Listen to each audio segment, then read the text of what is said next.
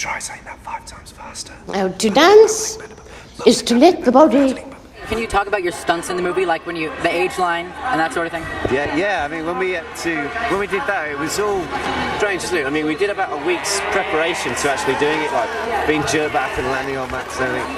And then we had to do it in uniform, and then we had to do it like the stunt guy was doing a bit of it. We had I mean, we got on with the stunt guys anyway, because we were expecting someone who could be hurled from a tree, get up, and then go for lunch. So we had a great time hanging with them and had a great time. Are you coming back for the next movie? We are. It's looking good. Cool. Thank you. Thanks. Ginny, these must be for you. I'm not wearing that, it's ghastly. So what do you think about the romantic relationship between Harry and Ginny? So it gets a bit bigger, but that should be fun too. So you're coming back for the 5th movie? Yes, I should be. It's Madame Moody. Alistair Moody? The Aura? Aura? Dark Wizard Cat. What do you think of Mike Newell in comparison to Chris Columbus and Alfonso Cuarón? Mike has done it very differently, yeah, certainly. I think you see that a lot. I'm looking forward to seeing that when I see the film. I haven't seen it yet. But yeah, he has worked in a totally different style. But with Chris, it was great fun working with him, and Alfonso as well. And Mike's sort of also come in and done it differently. He sort of changed the way. He sort of made it his film. And I'm sure that will come out when I see it. Yeah. And are you coming back for number 5? I am, I hope. I look forward to doing it. Thank you. Bonsoir, Lamp.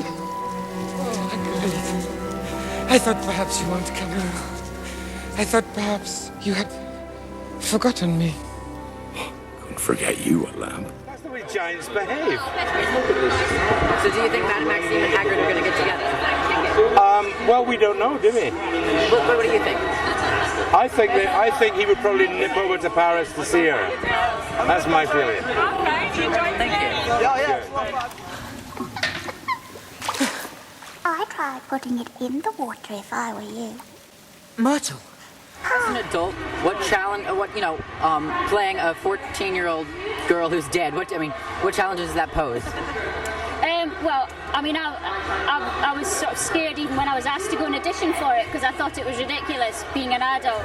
But then when I read it, I think she's kind of old in her head and feels like an adult. So I suppose the challenge is can I look young enough, but she's got the mood swings of an adult, so I didn't have to worry too much about that, but mainly just the look. So.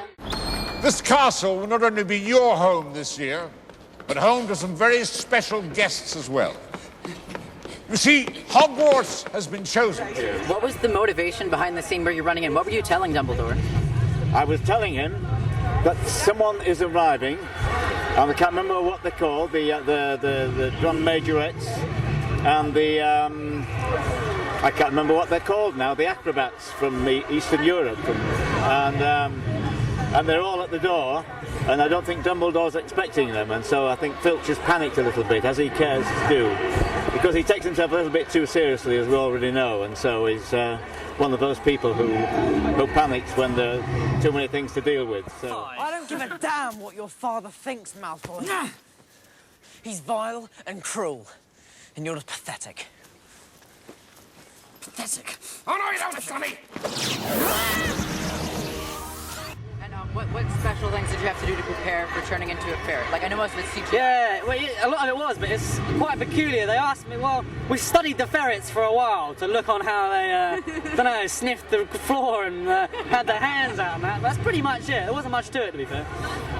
Was there anything in the scripts that you've ever seen that you just look at that and say, oh God, that is so humiliating, I can't shoot that? Well, it's funny you mention it, actually, because the ferret scene, originally I was meant to run off naked, because I lose my clothes in the and I was a little bit iffy about that, 60 or 70 extras and cold day and all that, but luckily, I don't know if it's luckily or not, but in the end they decided to cut it. So. That would have been a completely different rating. It would have been 15, 18 then, we could have got X-rated. But no, good thing they chose not to do that one, I guess.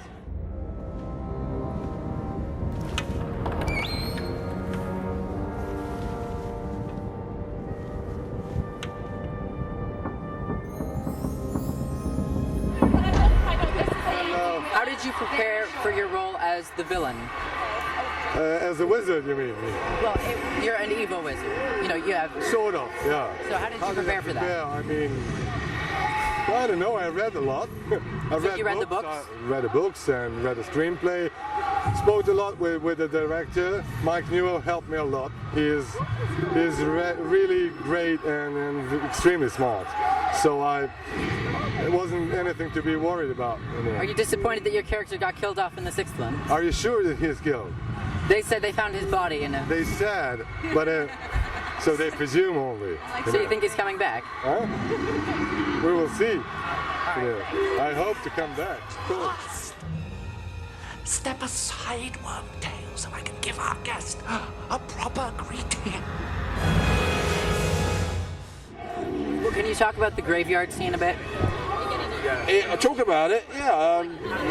Well, I mean, it was a beautiful set. I mean, like all of these sets, the amount of work that goes into making a movie like this, the attention to detail, the expertise is fantastic. When you come on and you're an actor, obviously, you know, you're part of a cog in a wheel. I'm playing a character. It's fascinating to fit into that. And then I haven't seen it yet, so I don't know what the scene is like. But is it? Oh, good. Well, I'm looking forward to it. So, you know, I'm just as interested as you are because A, I don't know the books very well, and B, I haven't been to the cinema for a long time, and so I'm having a night out. So I hope it's good, and I hope I'm all right in it. Am I any good in it? Yeah. Am I? Oh, good. Oh, thank you. Oh, good. Oh, good. Good.